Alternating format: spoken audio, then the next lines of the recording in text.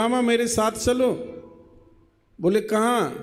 सत्यभामा कभी कभी क्रोध करती थी, रुक्मणी तो करती नहीं थी। सत्यभामा में क्रोध भरा पड़ा था। बोले कौन सा क्रोध? एक बार ऐसा हुआ, नारद जी ने कल्प वृक्ष का पुष्प लाए देवताओं के बगीचा से। नारद बाबा तो नारद बाबा, नारद बाबा ऐसे मानो जैसे श्री राम जी हैं ना मीडिया प्रभारी, ऐसे मानो, कभी यहाँ कभी वहाँ, कभी यहाँ कभी वहाँ, कभी वहाँ कभी यहाँ, कभी यहाँ कभी वहाँ। और नारद का एक और मतलब है, नारम ददाती। कुछ लोग तो, अज्ञानी लोग तो कुछ ऐसा ही मानते कि नारद कोई हास्य कलाकार है, ना ना, कोई जोकर है। जिसको नारद मिल गए ये कन्फर्म कर लेना, उसे गोविंद एक दिन जरूर मिलेंगे। जिसको नारद का दर्शन ना, उसे गोविंद का दर्शन भी ना, बिल्कुल। नारम ददाती, जो ज्ञान देता है उसका नाम नारद होता है। और हमारे ब्रजवासी बता में नारद, कहा बता में? नारद, नारद, ना जाकी बात को ठाकुर जी भी रद्द ना करे। जाकी बात को जी टेढ़ी टांग वालों कनुआ भी रद्द ना करे, बाको नाम नारद। बोलो जय श्री कृष्ण। हाँ, तो नारद जी कल्प वृक्ष का बगीचा, जो देवताओं का बगीचा है, वहां से पुष्प लाए और वह भगवान गोविंद को दे दिया। और गोविंद से कहा, हे गोविंद, इस पुष्प को आप सत्यभामा को दे देना। नारद जी ऐसा कह करके चले गए। और भगवान गोविंद के दिमाग में ऐसी बात थी नहीं, सो उसी समय रुक्मणी आ गई और भगवान ने वो पुष्प रुक्मणी को दे दिया। और नारद जी भी तो त्रिकालज्ञ हैं, उन्होंने सोचा चले थोड़ा सा गोविंद के घर में ही हनुमान चालीसा करा दें थोड़ा। जब पति पत्नी में होता है ना, नहीं आपके यहाँ तो नहीं होता होगा हनुमान चालीसा? झूठ बोले कि हुआ काटे। हनुमान चालीसा ना भैरव चालीसा होता होगा। हाँ, और जा घर में भैरव चालीसा हो, इसका मतलब उन्होंने भागवत की महिमा को नहीं जाना। पत पत्नी। सो नारद बाबा आए और नारद बाबा ने सत्यभामा से कहा, सत्यभामा, हाँ महाराज। कहो नारद जी, मुझको ऐसा लगे भगवान कृष्ण तुमसे कम प्यार करें। बोले क्यों?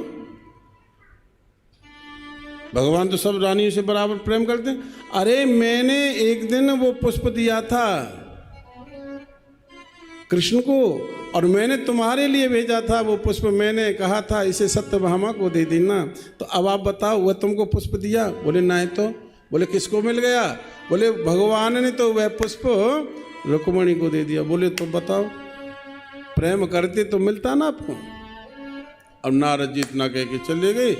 भगवान आए, सत्यभामा नाराज हो गई और बहुत जोर से नाराज हो गई। महाराज तुम मुझसे प्रेम नहीं करते? अरे मैं तुमसे बराबर प्रेम करता हूँ। अरे महाराज फिर मुझे पुष्प क्यों नहीं दिया? भगवान बोले तो सुनो, पुष्प लेना है मैं तुम्हारे आंगन में पूरा पेड़ ही लगा दूंगा।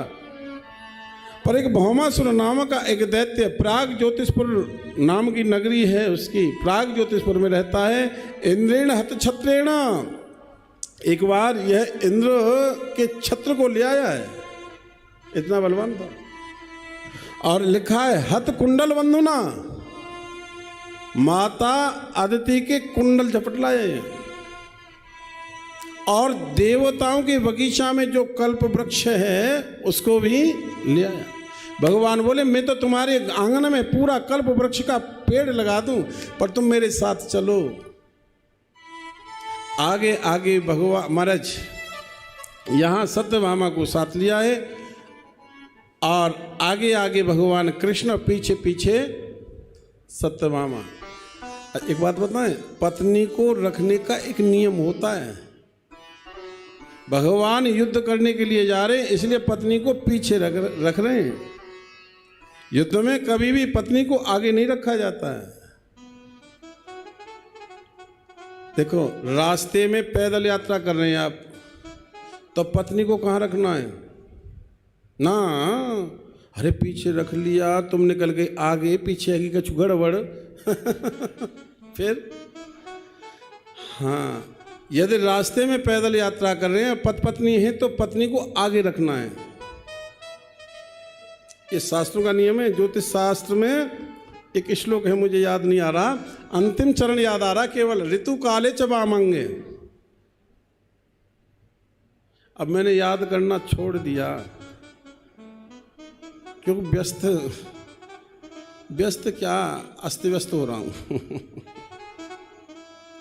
आज का मानव भी कहता, महाराज जी क्या बताएं, बड़े व्यस्त हो। मैं तो बहुत व्यस्त हो रहा हूं, कथा सुनने को भी समय नहीं मिला। अरे झूठ बोलता है वो, व्यस्त नहीं है। व्यस्त जो होते हैं वह तो मस्त रहते हैं, वो व्यस्त नहीं है, वह अस्त व्यस्त है।